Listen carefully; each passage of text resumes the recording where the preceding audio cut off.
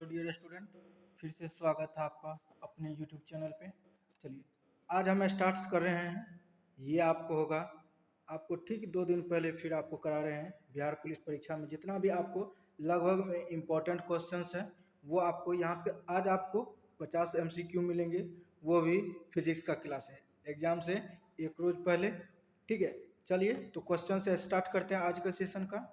आज के सेशंस का पहला क्वेश्चन है, हिमपात होता है कब होता है?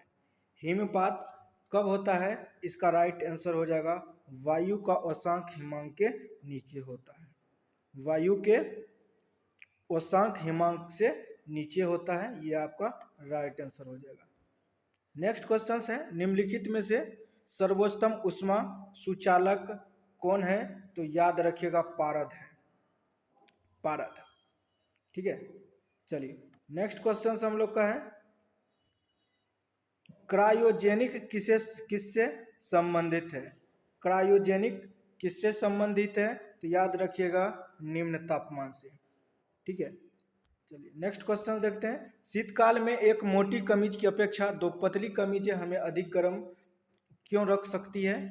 इसका आपको राइट आंसर हो जाएगा, इसका आपको राइट आंसर हो जाएगा ये 2 कमीजों के बीच वायु के पतर रोधी माध्यम के रूप में काम करती है।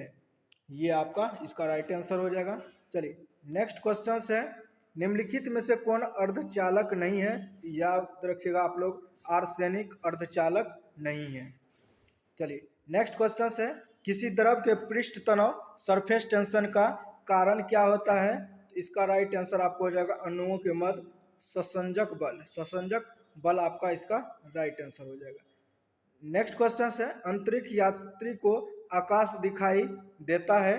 तो इसका राइट आंसर आपको हो जाएगा काला दिखाई देता है। अंतरिक्ष यात्री को आकाश कैसा दिखाई देता है? काला दिखाई देता है। चलिए नेक्स्ट क्वेश्चन आपका है, प्रकाश के परिक्षेपण का अध्ययन करने के लिए निम्नलिखित में से किस उपकरण का प्रयोग किया जाता है? तो इसका राइट आंसर आपको हो जाएगा स्पेक्ट्रोमीटर। स्पेक्ट्रोमीटर आपका इसका राइट आंसर हो जाएगा। चलिए नेक्स्ट क्वेश्चन से हम लोग का, फाउंटेन पेन किस सिद्धांत पर कार्य करता है? तो इसका राइट आंसर आपको हो जाएगा बर्नौली के सिद्धांत पे। फाउंटेन पेन जो काम करता है वो बर्नौली के सिद्धांत पर।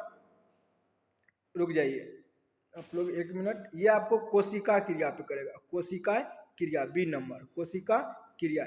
चलिए नेक्स्ट क्वेश्चन देखते हैं, ऊर्जा संरक्षण का अर्थ क्या है? इसका राइट आंसर हो जाएगा ऊर्जा का न उत्पादन किया जा सकता है न ही नष्ट किया जा सकता है। ऊर्जा का संरक्षण नियम, ऊर्जा को न तो उत्पादन किया जा सकता है न ही नष्ट किया जा सकता है, ये इसका राइट आंसर है। चलिए नेक्स्ट क्वेश्चन है, मरीचिका एक उदाहरण है। मरीचिका एक उदाहरण आपको हो जाएगा प्रकाश के अपवर्तन और पूर्ण आंतरिक परावर्तन का। चलिए नेक्स्ट क्वेश्चन है, साबुन के बुलबुले पर श्वेत प्रकाश डालने से रंग दिखाई देता है, इसका कारण क्या है? तो याद रखिएगा आप लोग, कारण है व्यक्तीकरण। व्यक्तीकरण इसका कारण है। नेक्स्ट क्वेश्चन है, टेलीकास्ट किसे कहते हैं? टेलीकास्ट किसे कहते हैं? इसको याद रखिएगा, समाचार और सूचना की विषय वस्तु को टीवी के पर्दे पर फ्लैक्स करना क्या कहता है? टेलीकास्ट कहलाता है।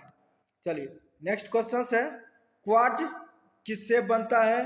तो इसका राइट आंसर आपको हो जाएगा कैल्शियम सिलिकेट से। कैल्शियम सिलिकेट से जो है आपका बी नंबर जो है कैल्शियम सिलिकेट से बनता है। चलिए नेक्स्ट क्वेश्चन है, रडार के आविष्कारक कौन है? तो याद रखिएगा रडार का आविष्कारक आपको हो जाएगा A.H. टेलर एवं लियो सी यंग। ठीक है, नेक्स्ट क्वेश्चन है, बोलोमीटर का प्रयोग किसे मापने के लिए किया जाता है? तो याद रखिएगा आप लोग तापमान को मापने के लिए। बोलोमीटर का प्रयोग तापमान मापने के लिए किया जाता है। नेक्स्ट क्वेश्चन है, सूर्य की किरणों किस प्रक्रिया द्वारा पृथ्वी तक पहुंचती है? तो इसका याद रखिएगा विकिरण के कारण। विकिरण के कारण सूर्य की किरणें पहुंचती कहाँ तक? पृथ्वी तक पहुंचती है। नेक्स्ट क्वेश्चन है, माध्यम के तापमान में वृद्धि के साथ प्रकाश की गति क्या होती है, तो इसका राइट आंसर आ जाएगा वैसे ही रहती है, सेम रहती है वैसे ही। नेक्स्ट क्वेश्चन है ध्वनि की गति सबसे तेज कहाँ होती है, तो इसका राइट आंसर हो जाएगा कांच में। कांच में सबसे ज्यादा आपको तीव्र ध्वनि होगा। चलिए नेक्स्ट क्वेश्चन है पवन की गति को मापने वाला उपकरण क्या क्या कहलाता है, याद रखिएगा एनीमोमीटर, एनीमोमीटर कहलाती है। नेक्स्ट क्वेश्चन है गुरुत्वाकर्षण नियम की परिभाषा किसने दिया था, तो इसका राइट आंसर आपको याद रखिएगा न्यूटन ने दिया था। गुरुत्वाकर्षण का नियम किसने दिया था, न्यूटन ने दिया था। परिभाषा जो दिया था न्यूटन ने दिया था। नेक्स्ट क्वेश्चन है न्यूटन का पहला गति नियम संकल्पना देता है किस चीज के लिए, तो याद रखिएगा आप लोग जड़त्व के। नेक्स्ट क्वेश्चन है एसी को डीसी में रूपांतरित करने के लिए प्रयुक्त साधन को कहते हैं, किस साधन को कहते हैं, तो याद रखिएगा आप लोग दिष्टकारी। चलिए नेक्स्ट क्वेश्चन है त्वरित चालक बनाने के लिए प्रयुक्त धातु होता है, वो कौन सा होता है, कॉपर होता है। त्वरित चालक बनाने के लिए कौन सा धातु, कॉपर। नेक्स्ट क्वेश्चन है डायनमो एक यंत्र है जो आपको याद रखिएगा यांत्रिक ऊर्जा को विद्युत ऊर्जा में बदलता है। डायनमो यांत्रिक ऊर्जा को विद्युत ऊर्जा में बदलता है। चलिए वो हो गया। चलिए नेक्स्ट क्वेश्चन देखते हैं एक फोटो सेल में प्रकाश ऊर्जा को परिवर्तित किया जा सकता है, इसका राइट आंसर हो जाएगा विद्युत ऊर्जा में। ठीक है, चलिए नेक्स्ट क्वेश्चन है सीपीयू का पूरा नाम क्या है, तो याद रखिएगा आप लोग सेंट्रल प्रोसेसिंग यूनिट हो जाएगा। Central processing unit option number C इसका राइट आंसर हो जाएगा। नेक्स्ट क्वेश्चन है जब किसी वस्तु को पृथ्वी से चांद पर ले जाए तो क्या होता है, तो इसका आपको राइट आंसर हो जाएगा भार बदल जाता है परंतु द्रव्यमान उतना ही रहता है। ठीक है, चलिए नेक्स्ट क्वेश्चन है परमाणु शक्ति संयंत्र किस सिद्धांत पर काम करता है, तो याद रखिएगा आपको विखंडन पे भी काम करेगा, संलयन पे भी और तापीय, यानी रख लीजिए उपयुक्त तीनों का संयुक्त प्रभाव के। ठीक है, नेक्स्ट है नाभिकीय रिएक्टरों में ग्रेफाइट का प्रयोग किया जाता है, तो इसका राइट आंसर आपको हो जाएगा विमंदक के रूप में option number C right answer हो जाएगा। नेक्स्ट क्वेश्चन है निम्नलिखित में से वह व्यक्ति कौन है जिसे भारतीय मिसाइल प्रौद्योगिकी का पिता कहा जाता है, इसका राइट आंसर हो जाएगा आप लोग याद रखिएगा मिसाइल मैन के नाम से जो जाना जाता है वो डॉक्टर एपीजे अब्दुल कलाम जाना जाता है, ऑप्शन नंबर बी इसका राइट आंसर हो जाएगा। नेक्स्ट क्वेश्चन है बर्नौली सिद्धांत निम्नलिखित में से किस एक नियम पर आधारित है, इसका राइट आंसर हो जाएगा आपको ऊर्जा संरक्षण। ऊर्जा बर्नौली सिद्धांत जो है ऊर्जा संरक्षण से आपको है। ठीक है, चलिए नेक्स्ट क्वेश्चन है हम लोग का रेडियो एक्टिविटी की परिघटना की जांच की थी किसने की थी, इसका राइट आंसर आपको हो जाएगा बैकरेल ने किया था। नेक्स्ट क्वेश्चन है यदि किसी प्रतिरोधक तार को लंबा किया जाए उसका प्रतिरोधक क्या होगा, तो याद रखिएगा इसका राइट आंसर हो जाएगा बढ़ जाएगा, प्रतिरोधकता बढ़ जाएगा। नेक्स्ट क्वेश्चन है लघु पतन के दौरान विद्युत परिपथ में प्रभावित होने वाली धारा क्या है, तो इसका राइट आंसर आपको हो जाएगा तत्काल बढ़ती है। नेक्स्ट क्वेश्चन है प्रेशर कुकर में चावल जल्दी पकता है क्योंकि यह जो है आपको उच्च दाब जल के क्वथनांक को बढ़ा देता है, ऑप्शन नंबर बी हो जाएगा इसका राइट आंसर।